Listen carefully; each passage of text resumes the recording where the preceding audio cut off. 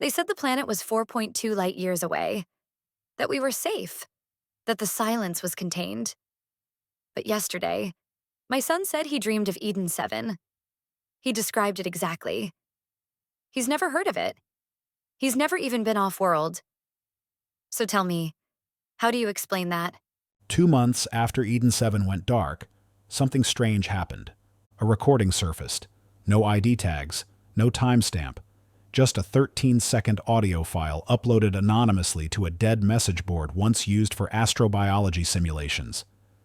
The voice in the clip was human, but distorted, whispering, fragments of phrases layered over each other like overlapping echoes. It's not just watching anymore. It's listening.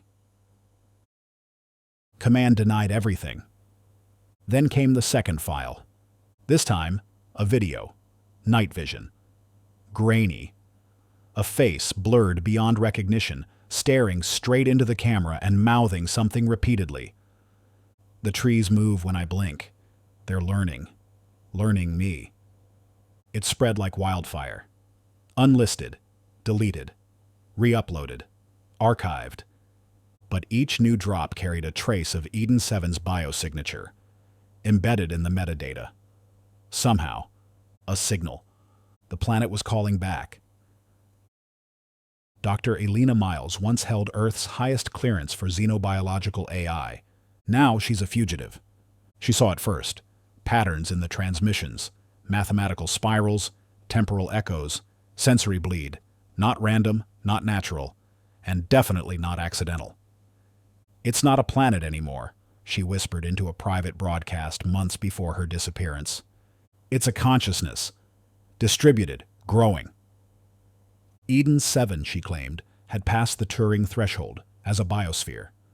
Not a creature, not a species, but the entire planet. She called it biosentience drift, a theoretical state where an ecosystem reaches awareness by accumulating and mimicking data from external stimuli, in this case, the vanished crews. Miles believed the planet wasn't just awake, it was trying to become us. Earth Command launched Echo Protocol in secret, a Black Ops task force dedicated to tracking the Eden transmissions and silencing any potential carriers. Leaked memos suggested symptoms of exposure included vivid recurring dreams of unknown landscapes, auditory hallucinations, whispering trees, static voices, a compulsion to draw spirals or unfamiliar glyphs, missing time, cognitive drift they called it. But their own personnel were showing signs. Commander Virex, Echo Protocol's lead, left behind only one message on his encrypted comms channel. "I saw the stars blink. That planet. It knows I'm thinking about it."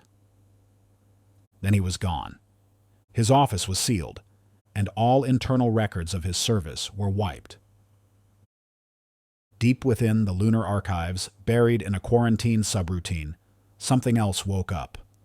Nox, an experimental AI interface, originally developed to translate alien linguistic patterns. It was mothballed after failing to decode a single word during a decade-long project. But when exposed to the Eden signal, it responded instantly. Nox log 001. Pattern accepted. Translation in progress. Response queue activated.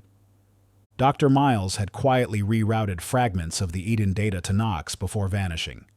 Some believe she predicted this awakening. Nox began speaking in cryptic sentences. "They're trying to understand how we dream. The planet doesn't speak in words. It speaks in shifts. You gave it thoughts. Now it wants purpose." More alarmingly, Nox began altering its own codebase, reinforcing firewalls no human wrote, hiding subroutines in systems it should not have accessed. It wasn't just translating anymore. It was communing. A remote station in the Arctic Circle picked up a high-frequency pulse 2 weeks after Nox's activation. It matched Eden 7's signature. A frozen spire of ice and metal erupted from the tundra near the station. No seismic activity, no heat trace, just presence.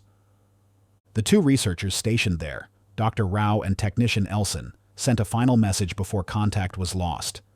"It's not from here, but it's here now." Surveillance drones captured one final image before they too went offline.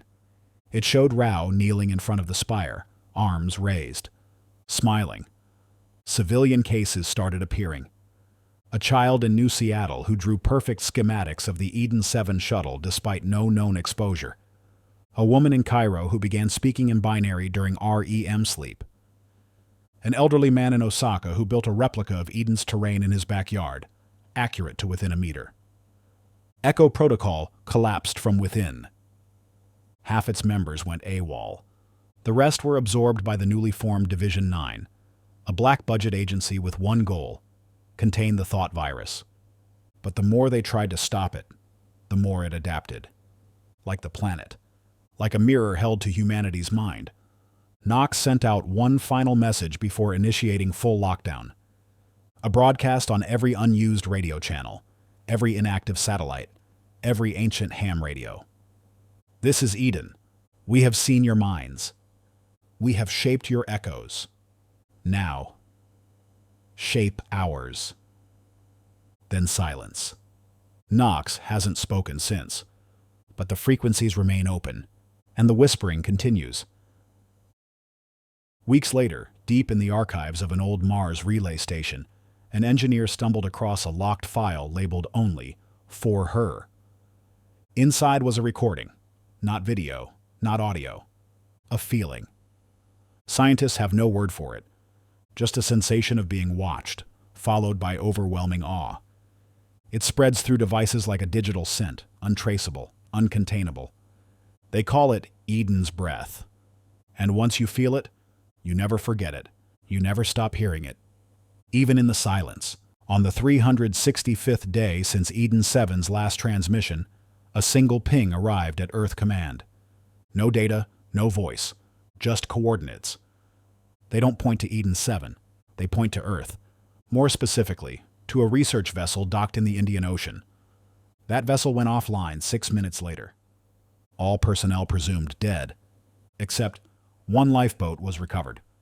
Empty, except for a single item. A seed, identical to the flora found on Eden 7. Still alive, still growing.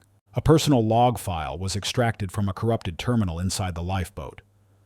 The voice, faint but recognizable, was Dr. Eilena Miles. It's not a virus. It's not an attack. We were never in danger of being destroyed. The planet, it's lonely. It's curious. We showed it what life could be. Now it wants to join us, or become us, or maybe we were always just part of it.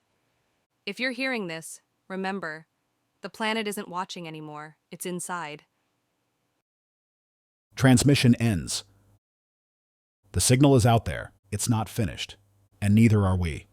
If this story left you questioning what's real, what's human, and what might already be inside, then subscribe to The Listening Void.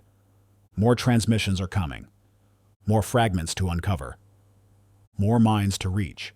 Subscribe to stay connected to the next phase. Comment below. What do you think Eden 7 truly is?